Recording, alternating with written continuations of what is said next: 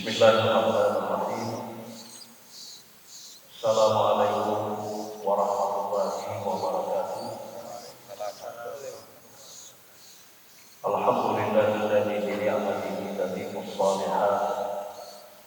Wassalatu wassalamu ala nabiyyina Muhammadin sallallahu alaihi wasallam wa ala alihi wa sahabatihi wa man wala wa ba'du. Alhamdulillah wa syukurillah, pada pagi hari ini kembali kita dipertemukan oleh Allah Subhanahu wa taala di dalam acara spesial Ramadan yang dilaksanakan di Masjid Besar Baitur Rahman. Kita berharap mudah-mudahan acara ini senantiasa mendapat rahmat, maunah, inayah dari Allah Subhanahu wa taala. Seperti yang disampaikan tadi oleh pembawa acara bahwa materi kita pada pagi hari ini terkait dengan bagaimana cara kita merawat ibadah setelah Ramadan ini pergi. Tentu saja saya ingin menjelaskan terlebih dahulu hal-hal yang perlu dijadikan sebagai perhatian sebelum kita memasuki Ramadan, setelah kita memasuki Ramadan, dan pasca Ramadan ini. Ya.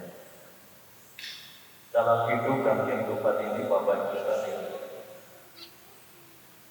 seiring dengan berjalannya waktu, ya, namanya manusia itu kan berubah, ya, disebut insan karena banyak lupanya, banyak hilangnya. Nah, karena itu hilaf-hilaf itu ataupun sebaliknya kebajikan-kebajikan yang kita lakukan itu pelaporannya bisa dilakukan setiap kali dalam satu pekan dan dilaporkan juga sekali dalam satu tahun. Jadi amal-amal ibadah yang kita perbuat, yang kita lakukan, mau amal-amal itu baik ataupun sebaliknya, itu setiap satu kali, ya satu pekan itu dilapor, ya, pada hari Kamis kata Nabi Sallallahu Alaihi Wasallam, ya, seperti yang disebutkan Yaumul Khamis wa Yaumul Turfa'ul A'malu ila Allah. Jadi hari Kamis itu adalah hari di mana amal-amal manusia itu, ya, diperhadapkan atau dilaporkan kepada Allah Subhanahu wa taala. Lalu kemudian amal-amal ibadah itu kembali dilapor lagi ketika menjelang kita memasuki bulan suci Ramadan. Itu terjadi pada bulan Sya'ban.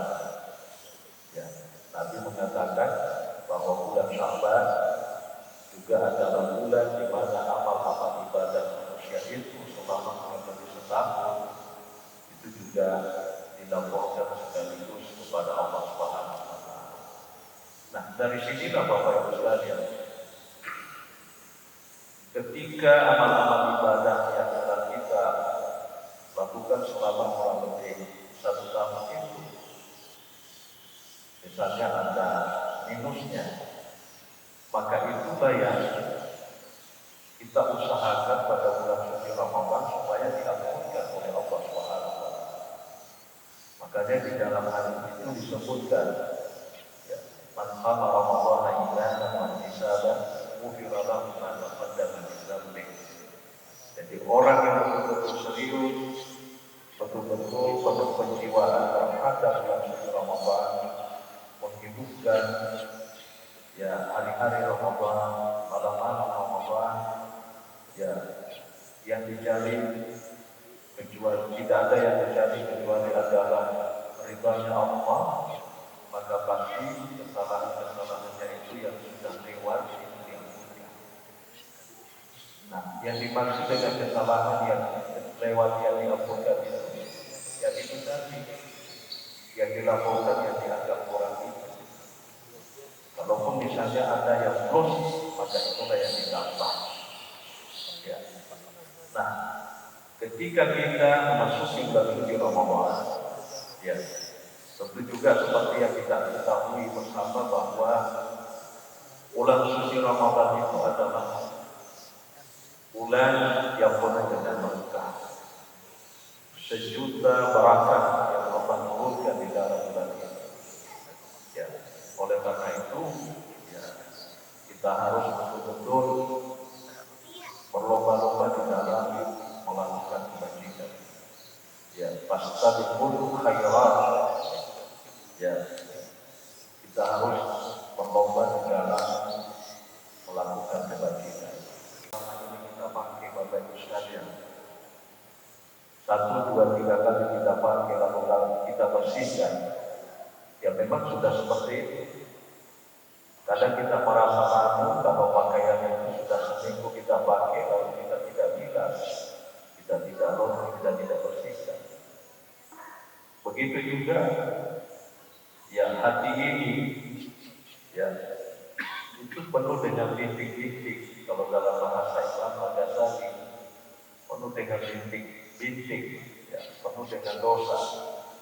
Nah ini juga harus dibersihkan. Ini juga harus dilondri. Nah laundrynya apa? Ya, laundrynya adalah Ramadan.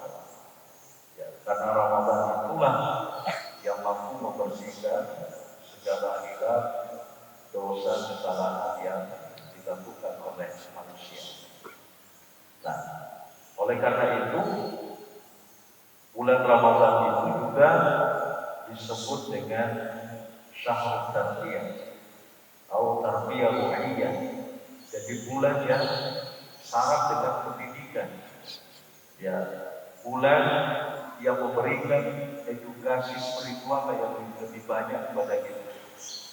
Di sana atau di dalam Ramadan itu Bapak Ibu sekalian, kita dilatih untuk menjadi orang-orang yang disiplin di sana. Ya, orang Islam itu paling disiplin itu ketika Ramadan. Kalaupun disiplin di luar Ramadan, ya alhamdulillah, tapi paling disiplin itu ketika Ramadan. Disiplin makannya, disiplin ibadahnya, semuanya disiplin. Ya, makanya disiplin tidak mutlak. Misalnya kita sahur, tidak ada barangkali kita dibongkar ini nanti sahurnya itu setelah salat subuh. Tidak ada kan? Ya, tapi semuanya sahur sebelum azan. Ya, itu disiplin. Tidak ada juga jamaah kita yang mau telat bukanya. Ya pokoknya bunyi alarm, bunyi azan dikumandangkan, semuanya serentak berbuka. Walaupun nanti bukanya ada yang ringan-ringan, nanti setelah malam baru makanan berat. Itu disiplin Bapak Ibu sekalian. Tidak ada orang yang mau telat berbuka. Nah, nanti saya setelah tarawih baru makan. Saya kan masih kuat, tidak perlu minum, tidak perlu makan. Nanti lah saya. Itu tidak ada yang begitu. Saking disiplinnya Bapak Ibu sekalian. Nah, di dalam ibadah juga kita sangat disiplin Bapak Ibu sekalian. Ya, tidak ada orang yang tarawih di sini mulai jam 10 di masjid. Hampir rata-rata setengah 8 azan, habis itu ada ceramah yang sudah. Kita salat tarawih bareng-bareng dan selesai salat tarawih itu seragam. Hampir semua masjid yang ada di sekitar sini itu bersamaan selesai. Itu disiplin. Tidak ada di sana tarawihnya itu nanti jam 1 baru selesai. Tidak ada. Ya, salat zuhurnya kita disiplin. Ini belum rukun kita sudah di masjid. Luar biasa Bapak Ibu sekalian. Ya. Disiplin yang luar biasa di dalam melaksanakan ibadah. Nah, selain daripada itu, bulan Ramadan ini juga adalah bulan di mana kita dididik oleh Allah untuk menjadi hamba-hamba yang jujur. Hamba-hamba yang jujur. Ya, kita manusia ini paling jujur ketika Ramadan. Terus terang. Ya. Coba di antara kita, ya, semuanya puasa. Kita melaksanakan puasa itu karena kita jujur. Tidak ada di antara kita yang mau mencederai puasa itu hanya dengan setetes air. Ya. Padahal kalau kita mau, mungkin tidak ada yang tahu. Kita turun ke bawah, ya kita berkumur-kumur, ya di kumur-kumur misalnya 50 mili, ya 10 mili ditelan, selebihnya dibuang. Mana ada orang yang tahu? Tapi itu tidak mungkin kita lakukan Bapak Ibu sekalian. Kenapa? Karena kita ini sedang dalam kejujuran. Ya. Kita tidak mau merusak puasa itu hanya dengan sekedar hari yang berapa ini yang kita jalan. Padahal itu sangat mungkin kita lakukan kalau kita mau. Ya. Kalau kita haus, pergi saja kita berkumur-kumur. Mana ada orang yang tahu? Paling saya tidak mau lagi wudhu ini orang, padahal lagi minum. Itu seandainya kalau bisa jujur. Itu saking jujurnya Bapak Ibu. Kita berada di dalam ruangan tertutup, tidak ada orang, ya bisa saja kita makan di situ kalau kita makan. Mana ada orang yang lain? Ya, mana ada orang yang lain? Jadi ini pendidikan puasa itu luar biasa Bapak Ibu sekalian. Disiplin, jujur, ya tepat waktu dan seterusnya. Nah, rajin ibadah, ya dengan berbagai ya ibadah yang dilakukan, salat 5 waktunya, ya yang lain tadarusnya juga, ya zikirnya, semuanya. Ini semuanya kita lakukan di dalam bulan suci Ramadan dengan penuh semangat.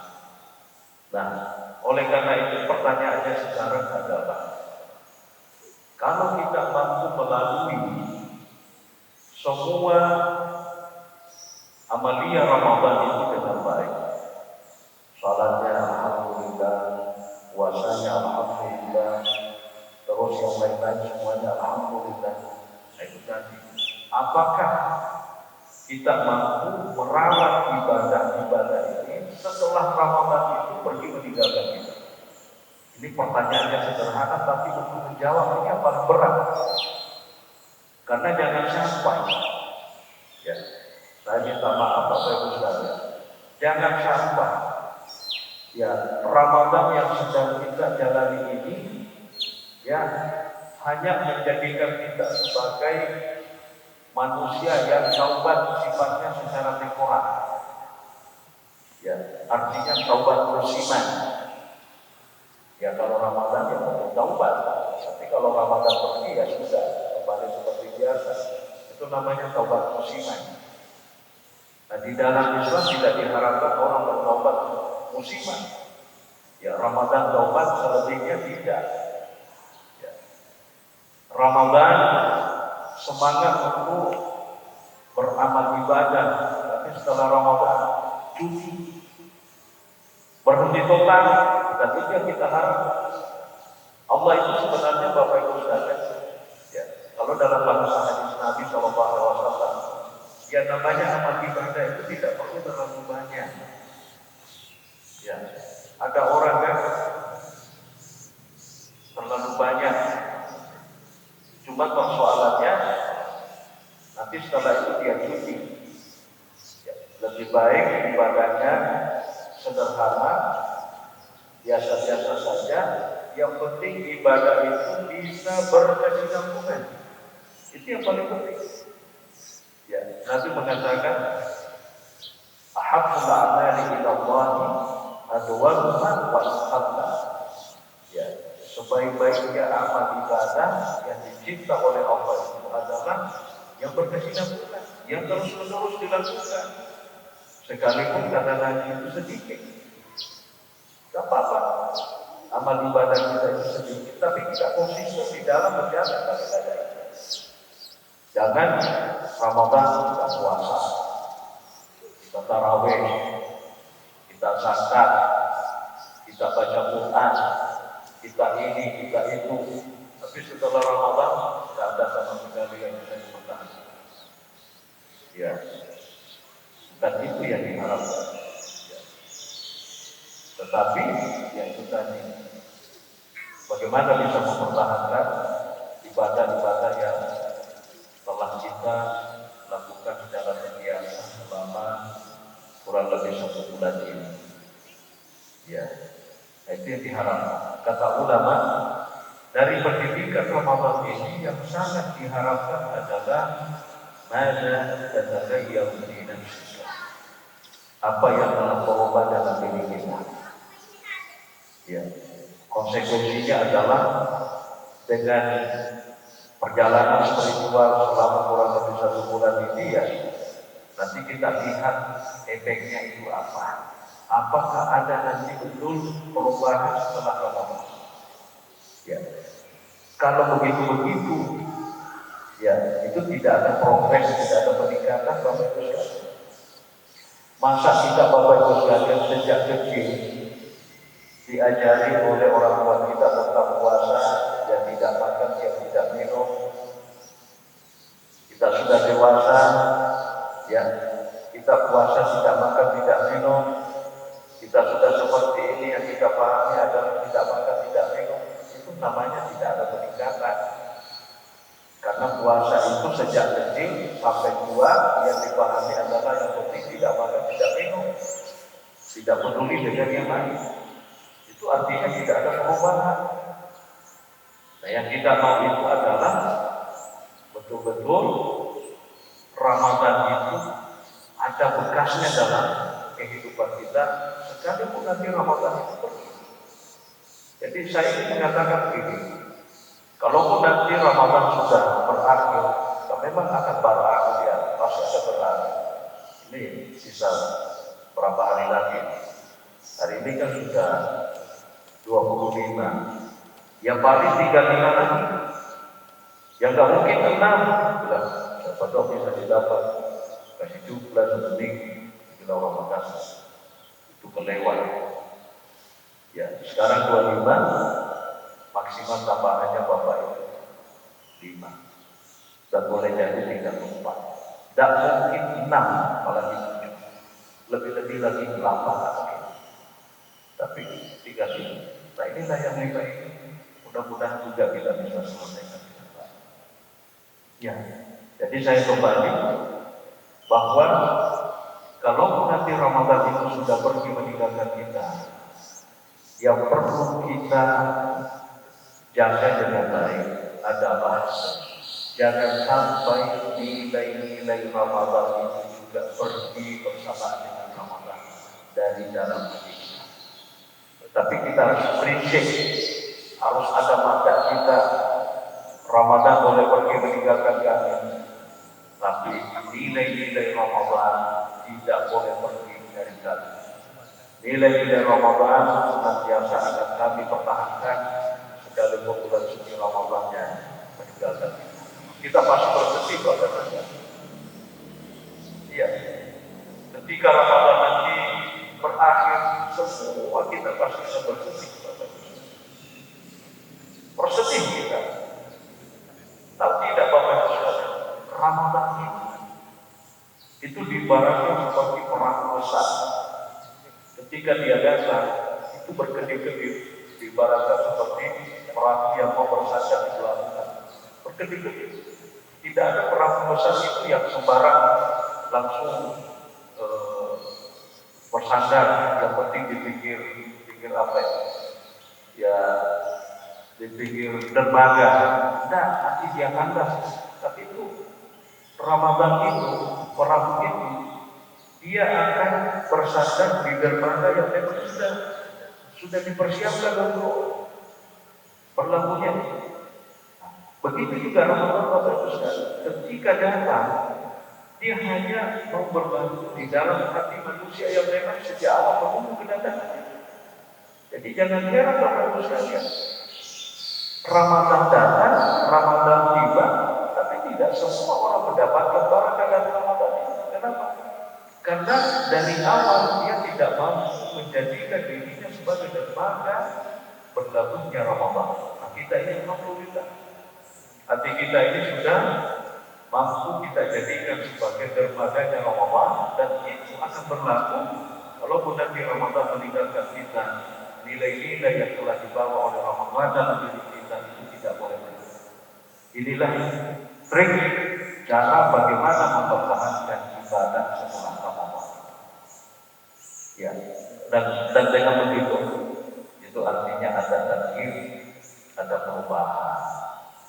Ya, tidak mesti Bapak Ibu sekalian ya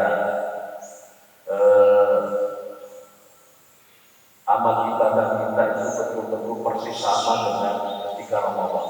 Ya, karena kita juga pasti banyak kesibukan, tapi paling tidak nilai-nilai itu tetap bisa kita pertahankan. Saya kasih contoh misalnya, selama Ramadan kita hampir setiap hari baca Quran.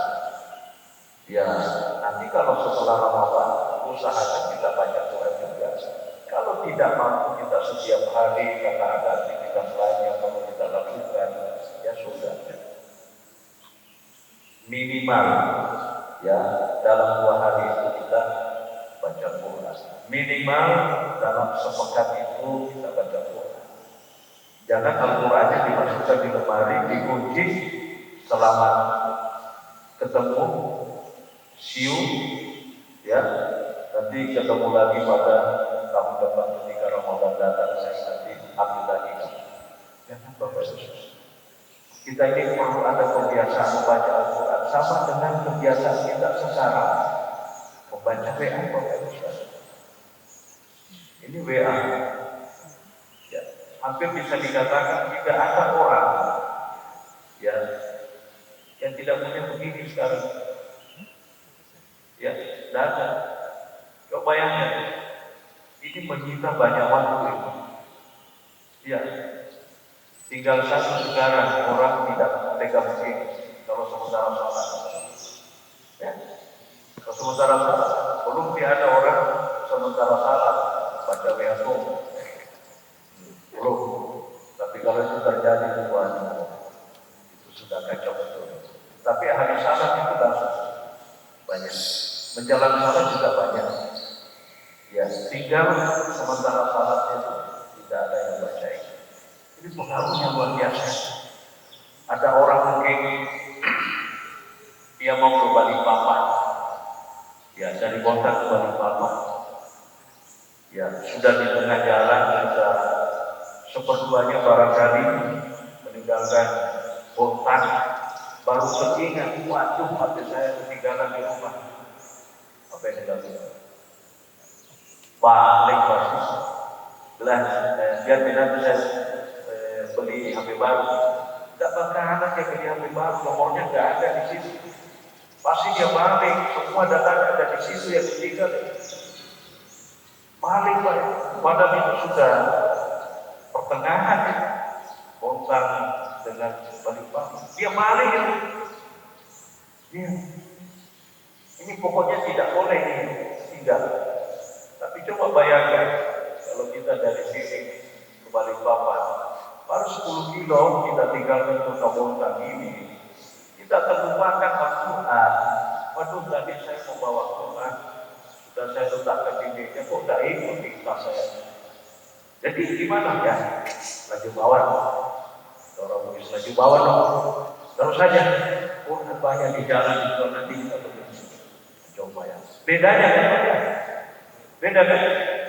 Beda Bapak Ibu. Al-Qurannya susah ditinggal, tapi kalau sampai mau tengah malam, mau siang, mau hujan, mau panas, pasti dia balik. Hampir. Bahkan kalau tidak ketemu, bingung.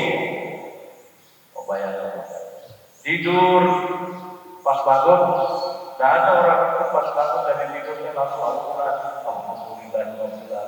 Tapi yang banyak itu adalah langsung buka WA-nya, buka ini Instagram, ini ada apa ini?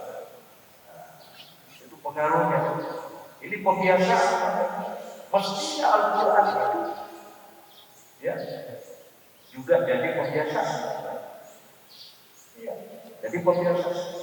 Tidak ada Bapak Ibu sekalian suara yang bisa mengantarkan kita untuk mendapatkan pahala ketika kita dengar kecuali dalam Al-Quran.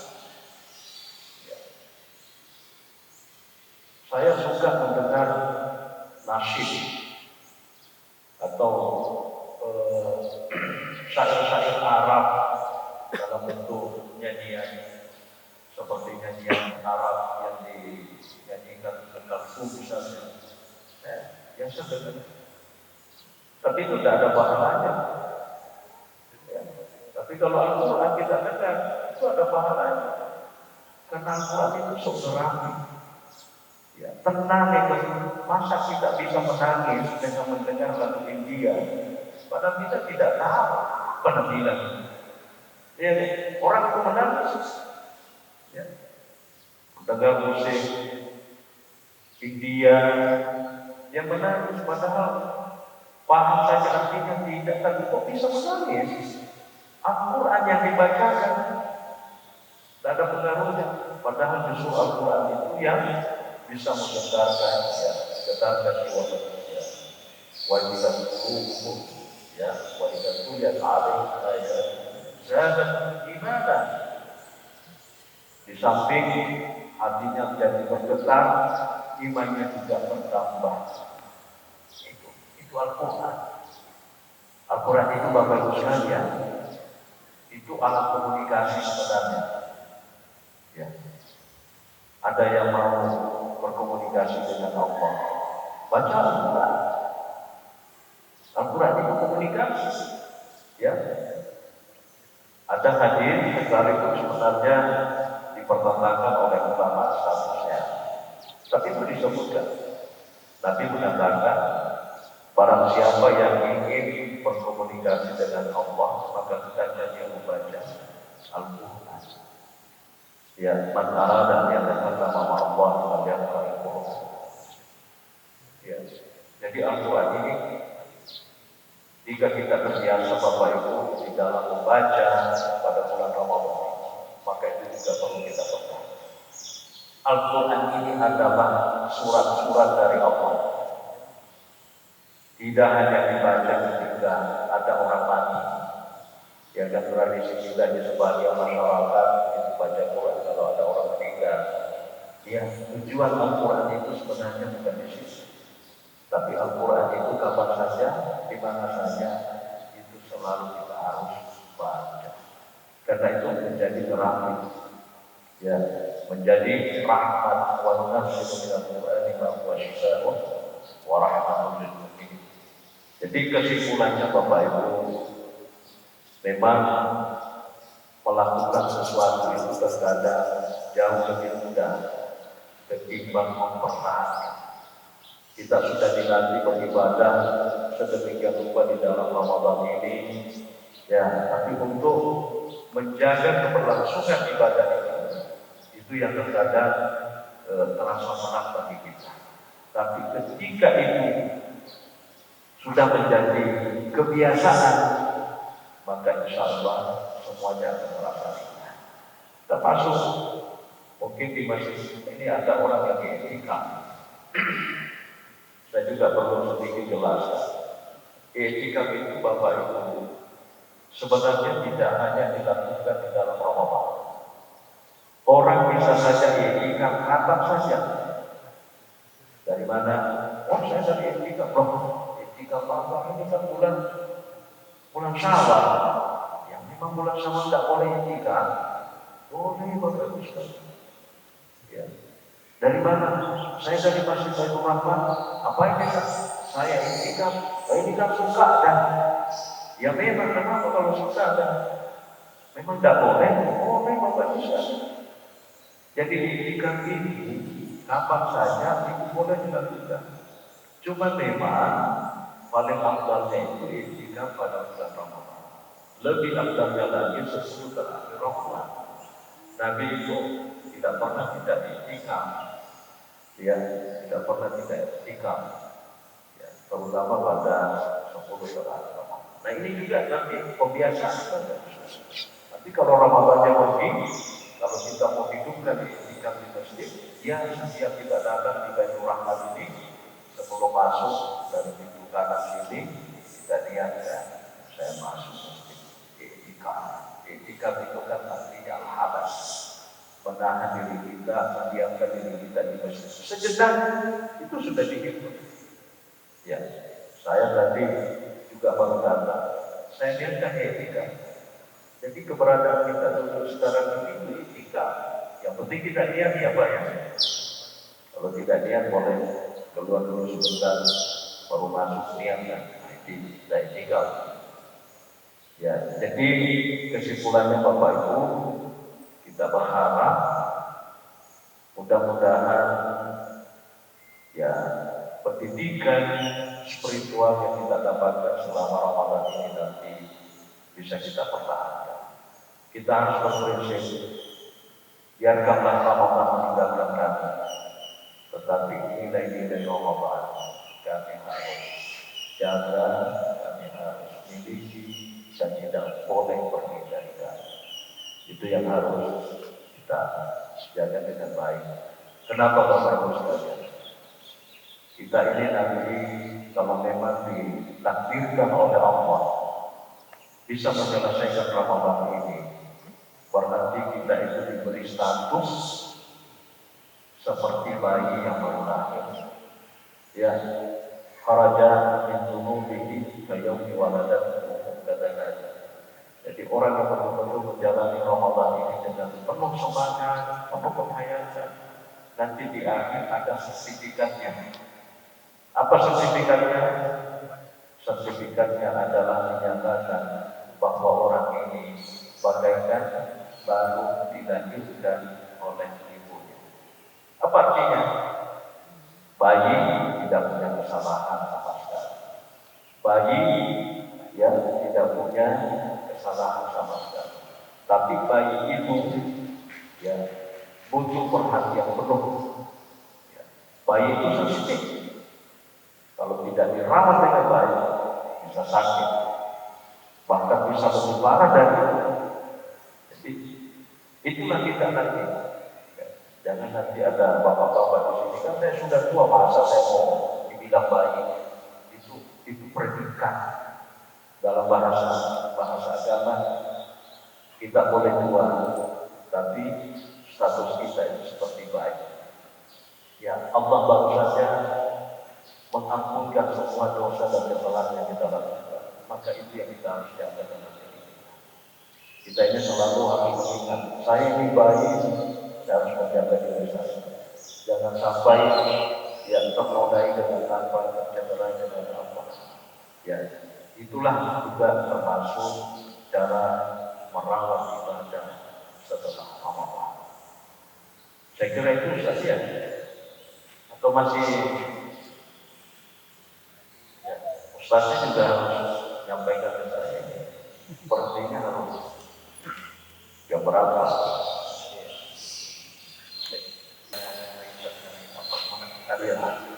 Ya, saya kira kesimpulannya bahwa ini Ramadan Bapak Ibu sebentar lagi berakhir. Ya, ini fursatul umri, ini adalah kesempatan hidup. Ya. Kita lebih banyak merenung, banyak beribadah, berinvestasi, ya demi untuk akhirat kita kelak. Ya. Kalau saja Allah masih memberikan kesempatan kita untuk bertemu dengan Ramadan tahun ini, itu adalah bukti bahwa Allah masih sayang sama kita. Ya, betapa banyak saudara-saudara kita itu. Bahkan anak kita sendiri, orang tua kita sendiri, tetangga kita, ya menjelang satu hari masuk Ramadan, mereka itu keburu dipanggil oleh Allah. Ada yang satu minggu sebelum Ramadan dipanggil oleh Allah. Ada yang 2 hari, 1 hari, bahkan 1 minggu setelah masuk Ramadan juga dipanggil oleh Allah. Apakah kita ini belum gugur? Ya, ibaratnya seperti daun-daun pohon. Ya, alhamdulillah kita ini masih bisa bertahan. Ya, alhamdulillah belum kita gugur. Alhamdulillah itu yang kita harus syukuri. Nah, untuk tahun ini kita dipertemukan oleh Allah dengan Ramadan. Itu berarti belum ada jaminan apakah memang kita juga masih bisa bertemu dengan Ramadan ini. Ini yang menjadi pertanyaan juga bagi kita. Ya, Ramadan tidak pernah tidak datang. Setiap tahun pasti datang. Selama dunia ini masih tegak pasti Ramadan datang. Cuma persoalannya, ketika Ramadan tahun depan ini datang, apakah kita masih ada? Itu yang menjadi pertanyaan. Makanya sekali lagi, mari kita betul-betul ya memperbanyak amal ibadah di dalam Ramadan ya, sehingga kita menghitung hari-harinya ya, mungkin 5 hari atau 4 hari lagi. Mudah-mudahan Allah Subhanahu wa Ta'ala ya memberikan umur masih kepada kita semua, sehingga Ramadan ini bukanlah Ramadan yang terakhir buat kita, tapi masih kita bisa bertemu dengan Ramadan yang ada. Saya kira itu sebagai mukadimah dari Ramadan spesial kita pada kesempatan terbatas. Terima kasih Pak, luar biasa. Bagaimana trik yang disampaikan tentang merawat ibadah di Ramadan, karena diawali sebelum dan saat setelah Ramadan. Ini luar biasa ini. Mungkin jamaah yang ada di sini mewakili yang jamaah di rumah, mungkin ada yang dipertanyakan. Tapi sebelum kita bertanya, tadi penasaran yang pemirsa, Makaupun itu daerah mana, Pak? Oh iya, jadi saya kalau di akte kelahiran itu Makaupun, ya, itu daerah Sulawesi Barat. Ya. Tapi saya sebenarnya lahirnya di Kabupaten Bandung. Ya, saya dilahirkan di Bandung, tapi di ijazah ya Makaupun, karena kebetulan waktu kecil masuk sekolah itu di Sulawesi Barat ya sudah. Om saya yang daftar ya akhirnya dia ngarang aja itu biar ya daerah terpencil di Sulawesi Barat di Polewali Mandar, Polewali Mamasa ya. Ada daerah namanya Matakali ya, kita ada yang pernah ke sana setelah Polewali, Mandi, Area Barat, Matakali ada yang masuk ke dalam ya, karena orang tua saya di situ ya sejak nenek moyangnya di situ, jadi di situ dia tinggal. Terima kasih, Pak. Ini mengingatkan saja sama kampung halaman saya, Ustaz. Jadi saya di Makassar sini, dan salah satu mertua saya orang baru juga, Pak. Orang Malang. Murah Malang iya. Banyak kakek saya di Pelanggo ini. Cuma saya kurang tahu masih kecil itu meninggalkan kampung halaman. Baik, Ustaz, kalau kita kesempatan kita buka ya satu penangan. Ini kelihatannya albugizi kita. Ini sahabatnya tidak perlu bertanya kan statusnya sama dengan saya. Baik, kita buka 3 penanya. 1, ada lagi. Oh, 2. 1 lagi. Oh, 3. Pas. Ini baik, kita buka dulu langsung yang kanan dulu deh, Mas. Terakhir baik kita naik. Tidak apa-apa, Jin. Iya, baik. Sana dulu.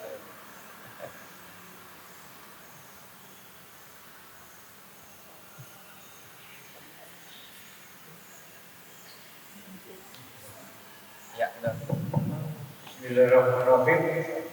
Assalamualaikum warahmatullahi wabarakatuh. Waalaikumsalam warahmatullahi wabarakatuh. Nama saya juga biasa pensiun bupati. Masya Allah. Yang sudah lama, sudah 20 tahun saya pensiun.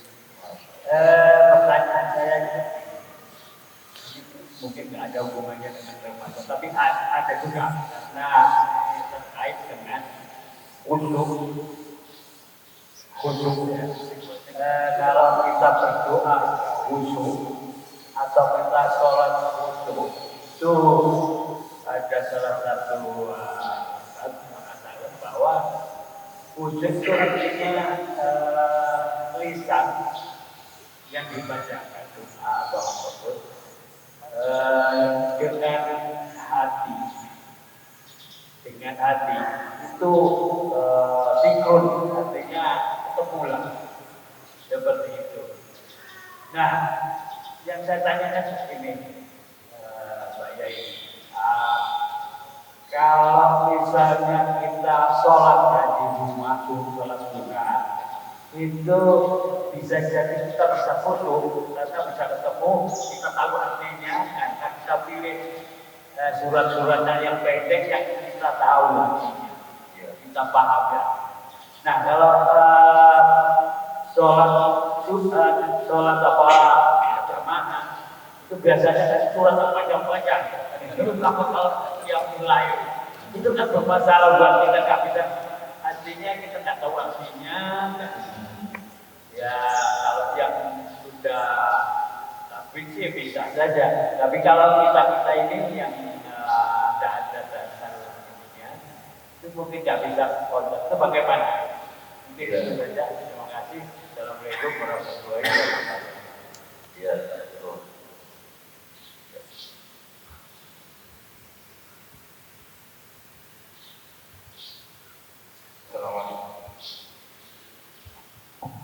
Assalamualaikum warahmatullahi wabarakatuh. Waalaikumsalam warahmatullahi wabarakatuh. Nama saya Budi. Pertanyaan saya ini Pak. Kalau kita baca Al-Quran, harusnya kan bukan dari pesantren.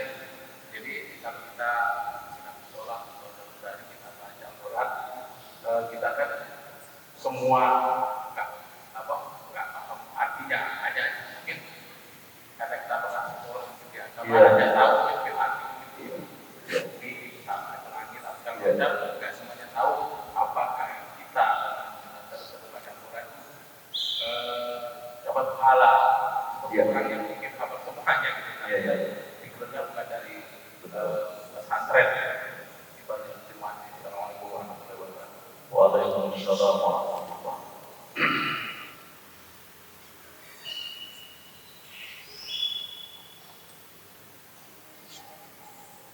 Ya, terima kasih. Assalamualaikum warahmatullahi wabarakatuh. Waalaikumsalam.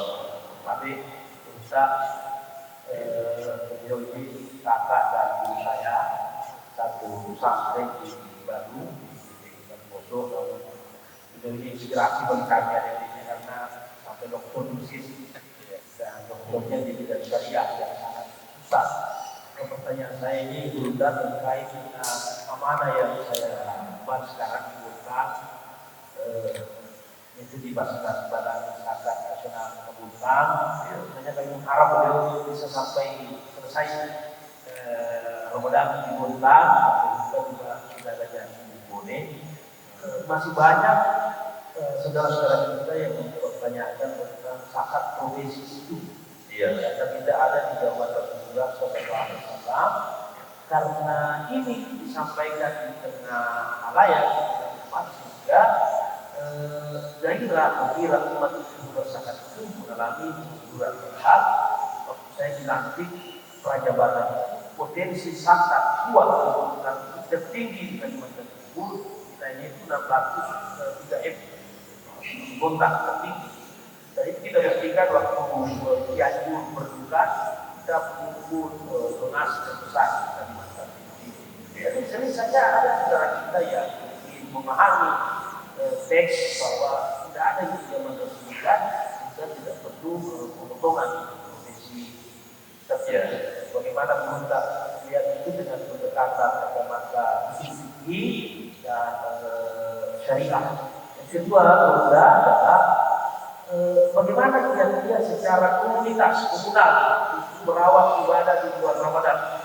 Karena biasanya kita umat Islam ini artifisial gitu ya, keluar dari Ramadan ini hanya mencari pahala, lalu menjadi orang yang egois secara individual. Bagaimana arahannya Ustaz dan Doktor agar merawat ini masih berjamaah sehingga seperti Ramadan ini tidak terasa di kota-kota karena kita selalu berjamaah, makan berjamaah, ibadah berjamaah. Nah ini juga bagaimana betul Al-Quran dan Rasulullah yang bersamaan ini khususnya umat Islam, karena sekarang terserang pengamatan kami di kota kadang kita saling memikirkan dan ini golongan di sini, ini golongan di sini, sehingga spirit muslim itu terkikis sedikit berita. Terima kasih, itu saja. Assalamualaikum warahmatullahi wabarakatuh. Ya. Ini ada juga pertanyaan mungkin sudah bisa disalah. Boleh. Ya. Jadi kita mulai dari Pak Haji dulu yang pertama.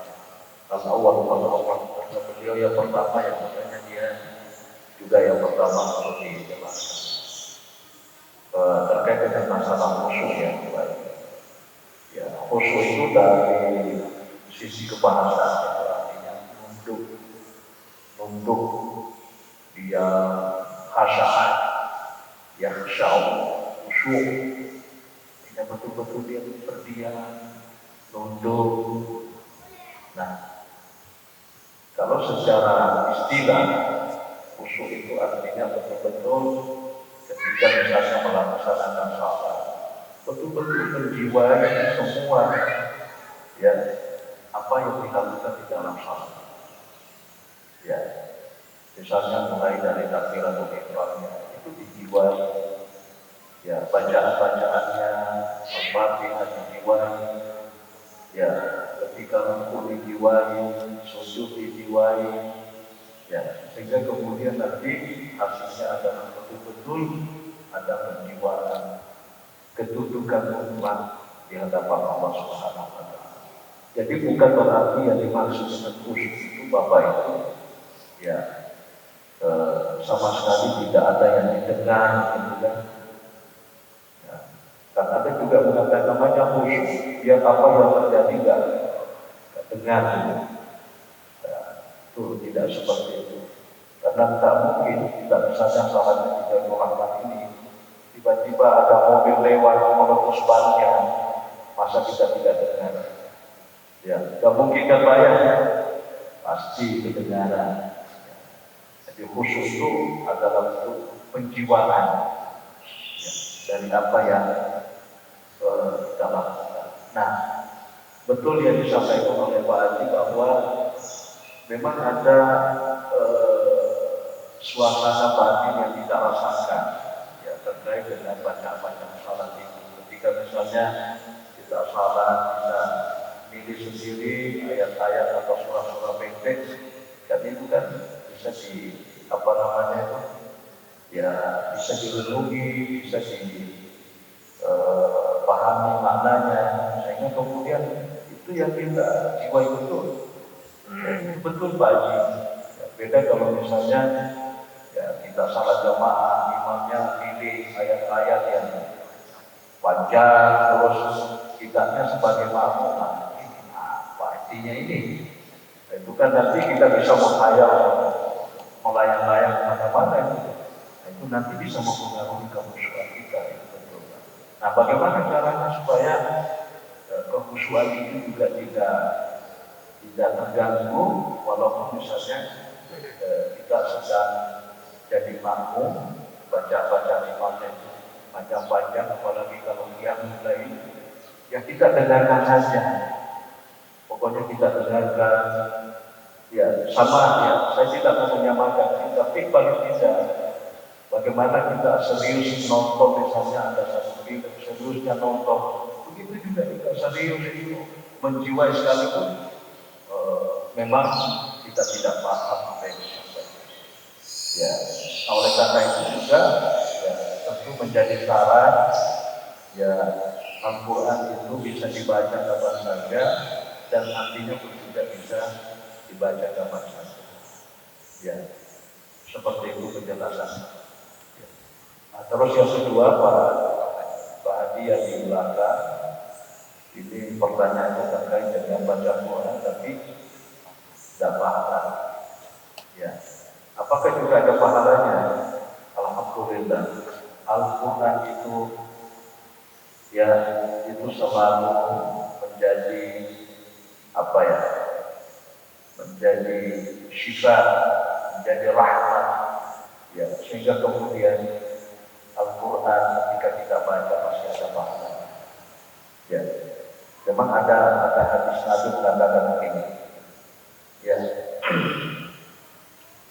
apa itu hadisnya? Allahumma shalli ala sayyidina Muhammad. Ya, al-mahiru bil Qur'ani ma'as-safara min jarahil barak. Orang yang mahir membaca Al-Quran, tajwidnya bagus, makharijul hurufnya bagus, paham artinya, itu ma'as-safara min jarahil barak. Nanti kelak dia kemudian bersama dengan para malaikat-malaikat. Ya. Bagaimana dengan yang tidak mahir? Kata Nabi, "Walladzi yaqra'u al-Qur'an wa yatata'amu fihi wa huwa 'alaihi syaqqun falahu ajrun." Bagi yang membaca Al-Quran, dia terbata-bata. Ya, namanya kita ini bukan orang Arab. Ya, cara bacanya ya pakai dialek Bugis, dialek Makassar, dialek Jawa, dialek Sunda kan. Ya. Itu syakul alaihi itu menjadi sulit baginya. Tapi apa kata Nabi? Kalau orang juga dikasih dua pahala. Ya. Jadi tidak boleh kita berprinsip, wah kenapa Pak tidak baca Quran daripada salah kan dosa. Kalau kita baca Quran dan itu salah, insya Allah tidak dosa. Karena itulah kemampuan kita. Kenapa dua? Karena ya bacaan plus karena kita mau belajar. Yang dosa itu kalau kita baca Quran, kita tahu ini bacaannya yang benar, tapi kita peleseskan. Itu yang dosa. Tapi kalau kemampuan saya baca Qurannya cuma segitu dan memang saya sedang belajar, itu bukan tidak ada dosanya, malah justru diganjar dengan dua pahala dengan Nabi Sallallahu Alaihi Wasallam. Jadi Al-Quran itu luar biasa. Ya. Tidak ada, coba bayangkan kalau kita bicara tentang pahala. Ya. Satu huruf itu pahalanya 10 bapak. Ya. Man qara'a harfan min al-Qur'an falahu hasanah wal hasanatu bi asyri amsalha. Lam takun alif lam mim harfun walakin takun alif harfun wa lam harfun wa mim harfun kadzalika. Siapa yang membaca Al-Quran satu huruf saja maka diberi satu kebajikan. Kebajikan dilipat gandakan menjadi 10. Kita tidak mengatakan alif lam mim itu satu huruf, tapi kita katakan kata Nabi, alifnya satu huruf, lamnya satu huruf, mimnya satu huruf. Jadi alif lam mim berapa huruf?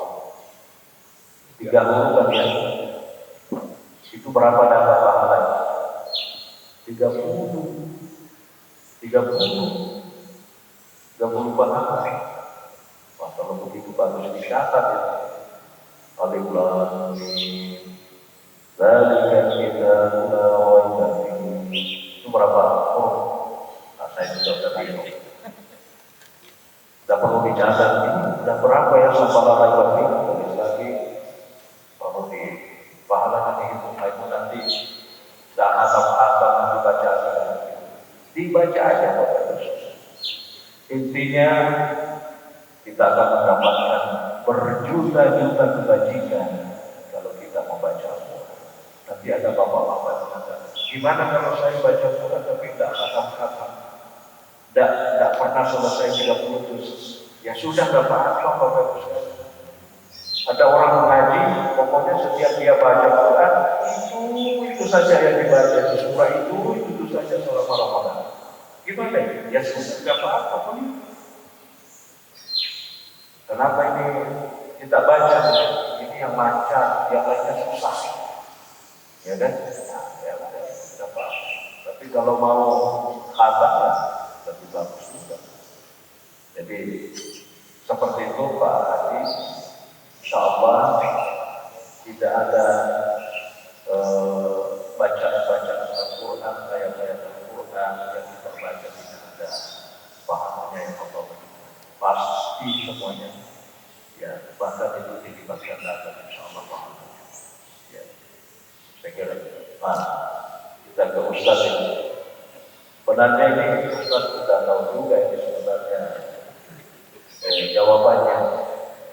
Ya, jadi saya hanya ingin menjelaskan ini.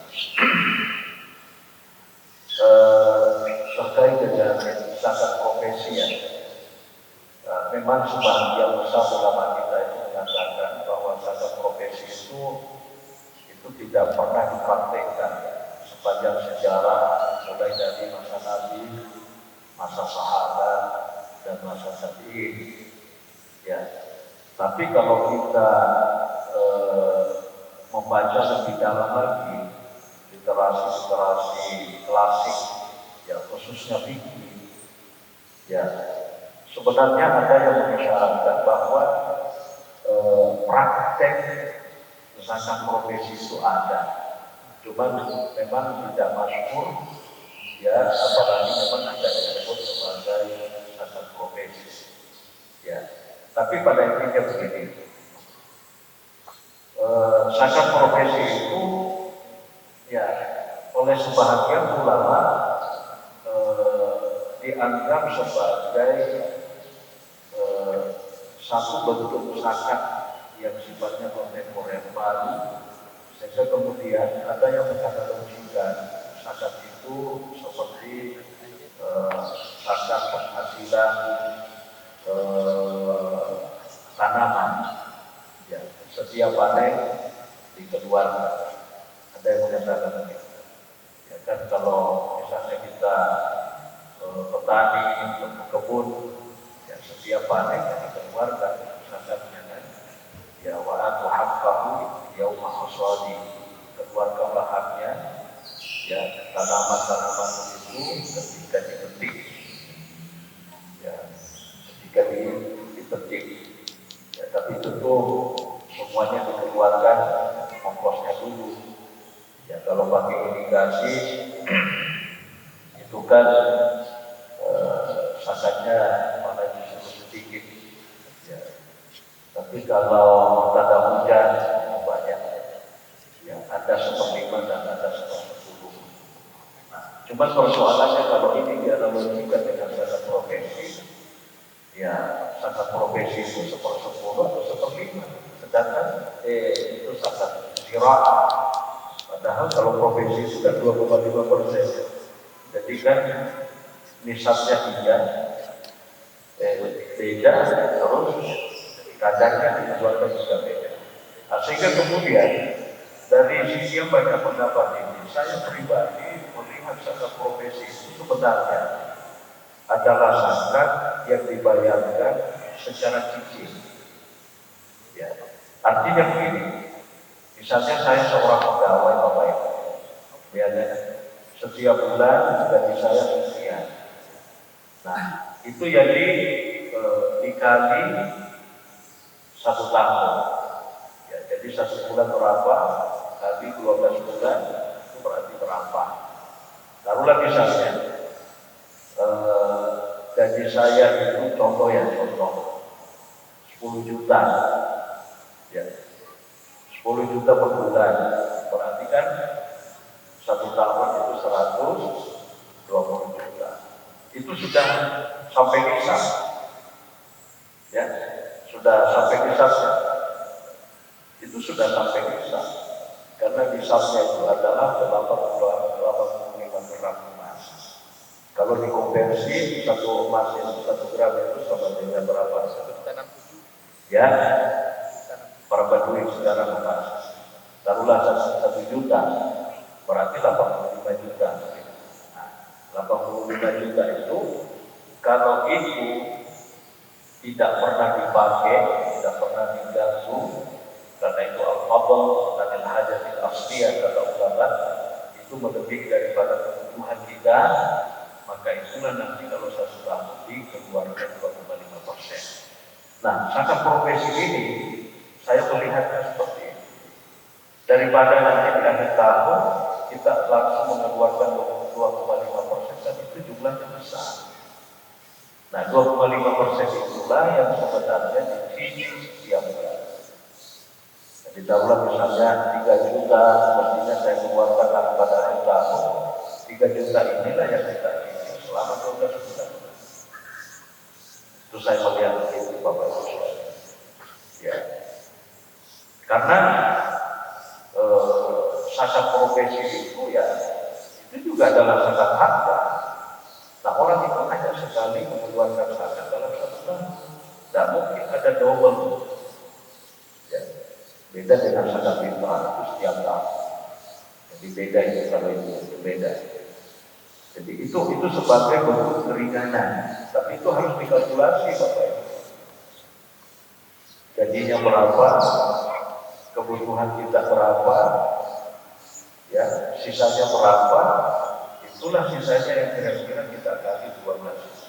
Kalau sama dengan 85 gram emas, itulah yang 2,5% kita keluarkan. Ya. Dan ini memang sedikit agak sulit sih, karena yang namanya kebutuhan itu kan beda-beda Bapak Ibu ya. Iya, mungkin gaji sama, tapi pengeluaran beda. Betul. Ya, kenapa? Ya tergantung keluarga. Oke, ada satu keluarga anaknya sudah kuliah semua kan. Satu keluarga yang mungkin anaknya masih kecil, akhirnya kan mungkin ongkosnya begitu terlalu, kayaknya kan beda pengeluaran.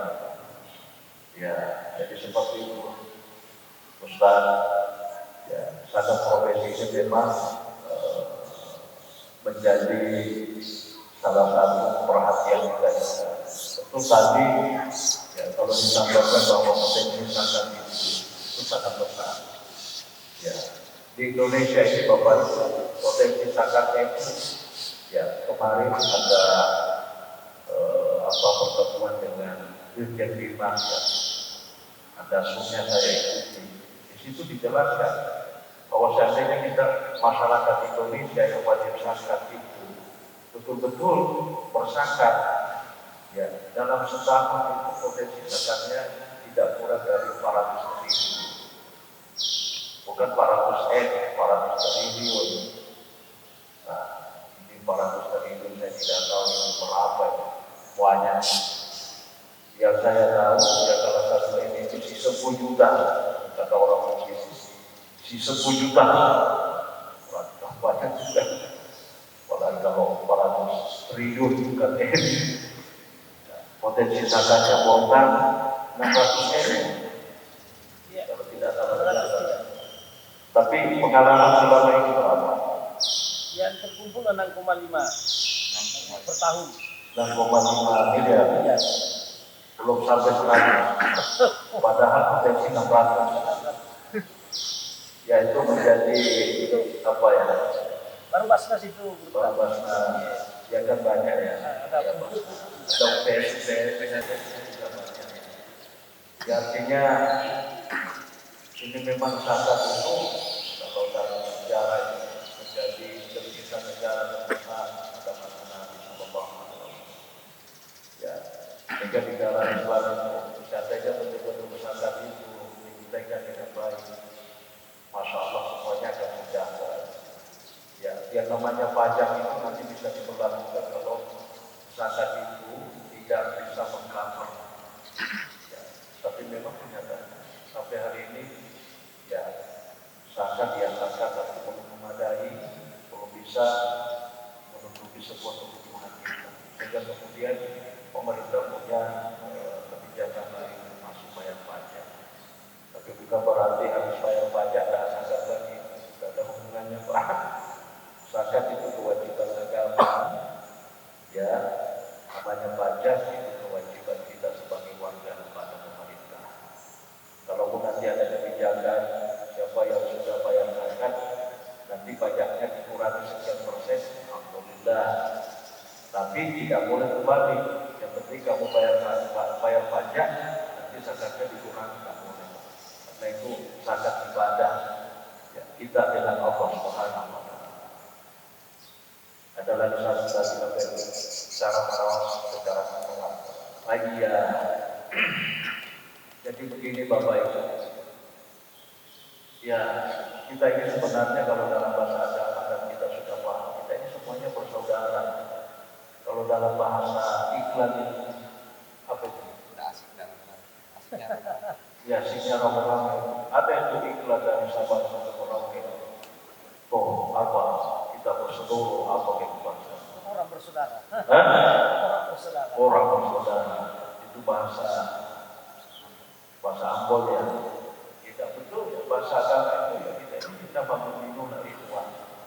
Kita ini semua adalah bersaudara. Yang menjadikan tidak bersaudara karena kita ini akidahnya sama.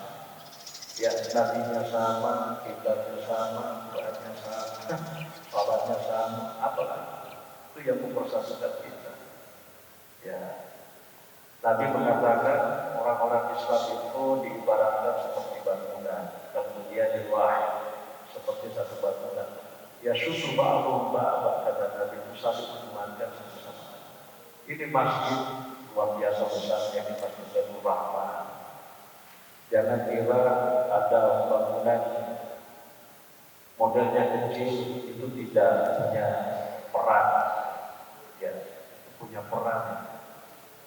Ya, jangan yang diam-diam besar saja ini yang kecil pun juga ada perannya. Ya, kenapa? Karena saling melengkapi satu sama lain. Ya, termasuk ini kipas ini kecil begini tapi ini perannya luar biasa. Ya, kita tidak bisa usul kalau tidak ada kipas panasan ya.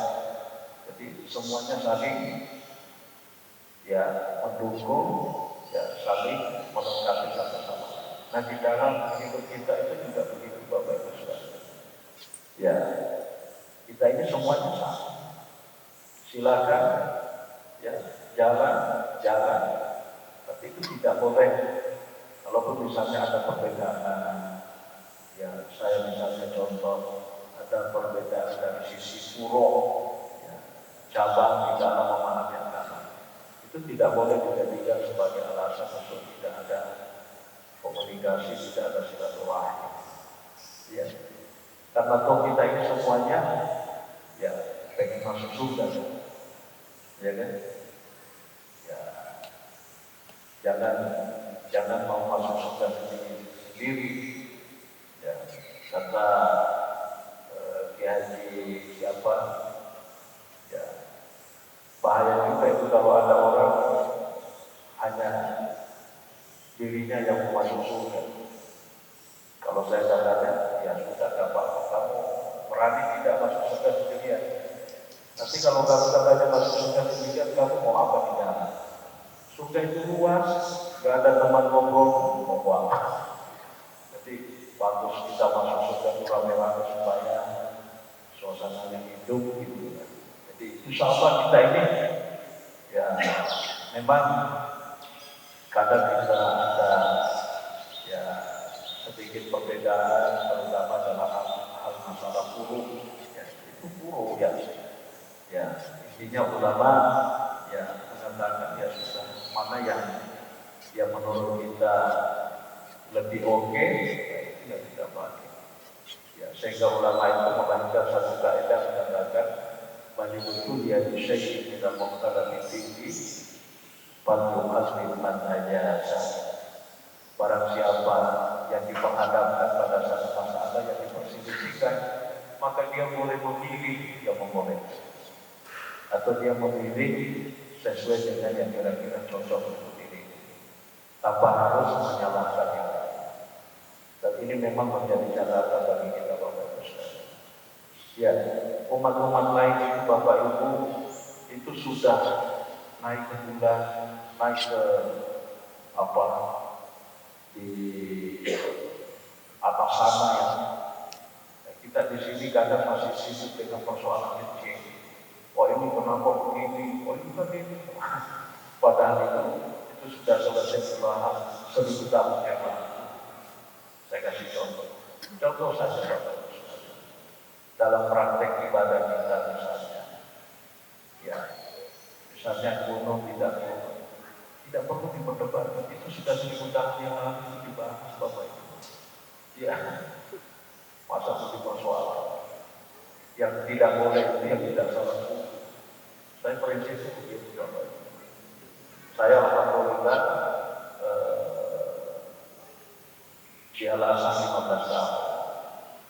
Ya, semua mazhab pemahaman keagamaan alhamdulillah saya belajar. Dan satu yang membanggakan, ya orang Arab itu tidak pernah berdebat sama dengan kita. Ya, guru-guru kami banyak yang mazhabnya beda dengan yang lain. Tapi ketika ketemu tidak pernah mereka wajib. Kenapa begini, tidak begini, kenapa begini, tidak begini. Ya, beda dengan kita di sini semua. Hati-hati, kok ini dan ini. Wah, kita ini jangan disibukkan dengan persoalan yang begini. Tapi itu sudah selesai. Ya, itu sudah selesai. Tugas kita secara agama bagaimana menjalankan ajaran-ajaran agama. Ya. Bagaimana kita menjaga salat, menjaga jamaah, berjamaah itu tugasnya. Kalau persoalan yang lain-lain, yang kunut lah, ya inilah, ya yang kunut itu kan doa. Ya, doa. Nanti ada yang mengatakan kunut itu begini, ya sudah. Itu masing-masing ada dari pajak kalau kita mau berbatin. Intinya adalah mari kita beribadah dengan khusyuk seperti yang disampaikan Pak. Kalau kebetulan imam yang tidak konot, ya kita tidak konot. Kalau imam yang konot, yang kita. Begitu aja. Ya, di Arab itu Bapak.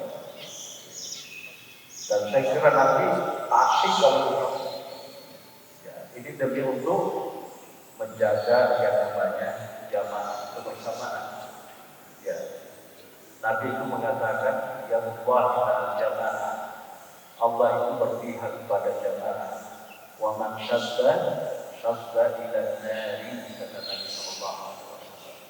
Siapa orang yang suka menyendiri, maksudnya ya egois atau apalah istilahnya, nanti dikhawatirkan juga dia apa istilahnya itu menyendiri, masuk ke proses, masuk ke dalam neraka. Ya kata orang bijak yang namanya apa itu binatang buas itu hanya menerkam binatang-binatang yang suka memisahkan diri dari kelompok. Coba kita lihat di ya, ada segerombolan rusa datang singa macan, yang diincar itu bukan yang banyak itu, tapi siapa yang menyendiri itu dia yang diincar. Oh ya, ini ada sasarannya. Jadi dia tidak peduli dengan jamaah. Ini yang bisa ini wajib jadi sasaran. Itu bahasa agama seperti itu juga. Jadi kita ini menjaga agama pada kewajiban. Ya, dan itu dipesankan oleh Nabi SAW. Ya, begitu saya kira. Ya, baik. Terima kasih Ustaz. Ini tidak terasa sudah jam 12. Jadi mungkin cukup satu sesi pertanyaan dan diskusi kita. Ini kan saya start untuk coba merangkum dari kajian pada pagi ini. Ya, wa'atiullah wa rasulahu wa la tanaza'u fatafshalu wa tadhhabu rihukum. Ini ayat yang bicara tentang pentingnya menjaga yang namanya kebersamaan, menjaga persatuan. Wa la tanaza'u, kata Allah, jangan suka berbangga-bangga, berdebat tidak ada nilainya, tidak ada guna. Ya, fatafshalu, karena kalau yang kita lakukan, kita pasti akan menjadi manusia-manusia yang gagal. Bukan hanya gagal, tapi Allah mengatakan kepada mereka, pasti kekuatan kalian sebagai umat yang terbaik itu akan hilang. Ini bahasa Al-Quran, Allah yang berpesan seperti itu. Jadi yang namanya persatuan itu harus dijaga supaya kita ini tetap menjadi umat yang terbaik, umat yang kuat. Saya kira itu ya, tetap baik. Terima kasih Pak Ustaz.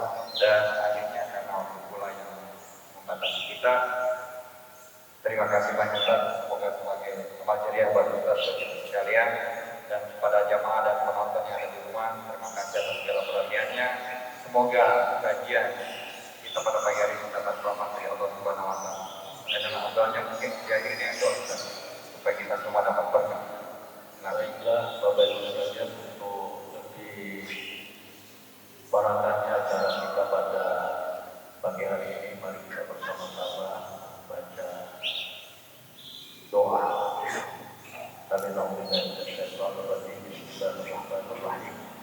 Alhamdulillahirabbil alamin wa sallallahu ala sayyidina Muhammadin nabiyil ummi wa ala alihi wa sahbihi wa baraka wa sallam.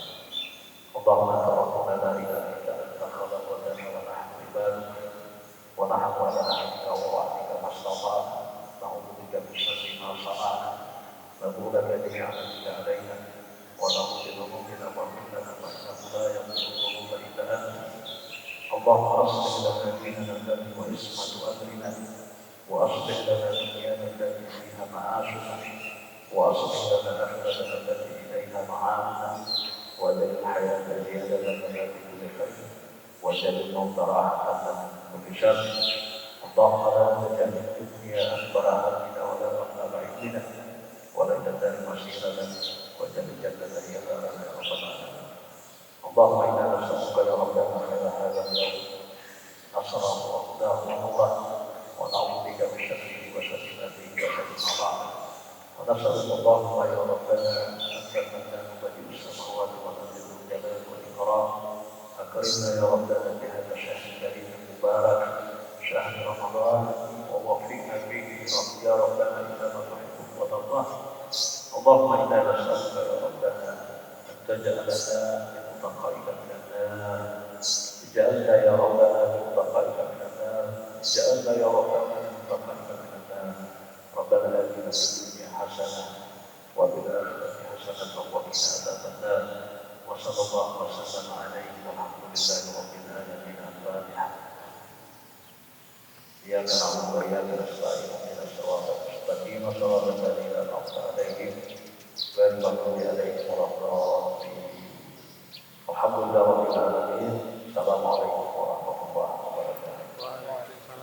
Baik, dan sekali lagi terima kasih atas segala perhatiannya dan kami mohon maaf dalam proses acaranya yang kurang berkenan.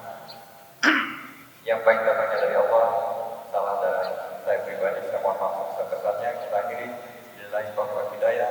Assalamualaikum warahmatullahi wabarakatuh.